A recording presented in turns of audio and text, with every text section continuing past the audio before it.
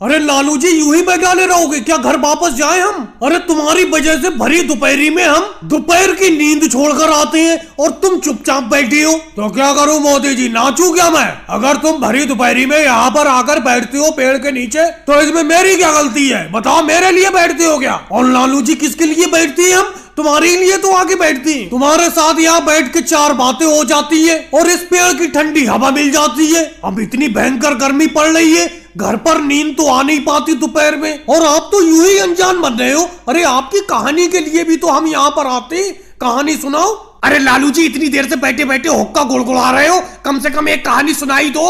मोदी जी सही तो कह रहे हैं, सबको कहानी का ही लालच। चलो सुनाता हूँ एक कहानी, ध्यान से सुनना।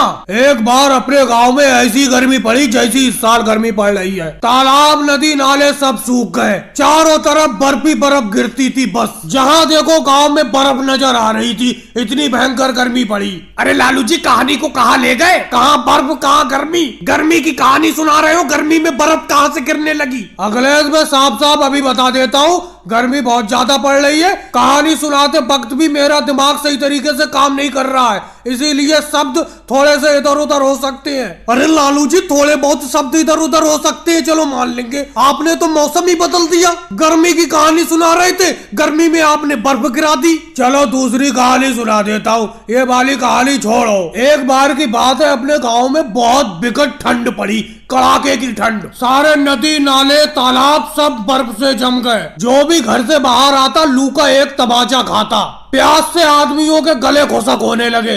अरे लालू जी फिर से कहानी को आप दूसरी दिशा में ले गए। कहा गांव में सर्दी बर्फ पड़ी थी और इस बर्फ में लोगों को लू के तमाचे कैसे लगने लगे, प्यास से गले खुशक कैसे होने लगे? अरे आप गर्मी में ले गए कहानी को। तो क्या हुआ योगी जी, गर्मी में ले गया? मौसम देख रहे हो, गर्मी का मौसम तो ही चल रहा है। छोड़ो कहानी को, आज कहानी सुनाने का मन ही नहीं है मेरा। और भाई लोगों वीडियो को लाइक करो, चैनल को सब्सक्राइब करो।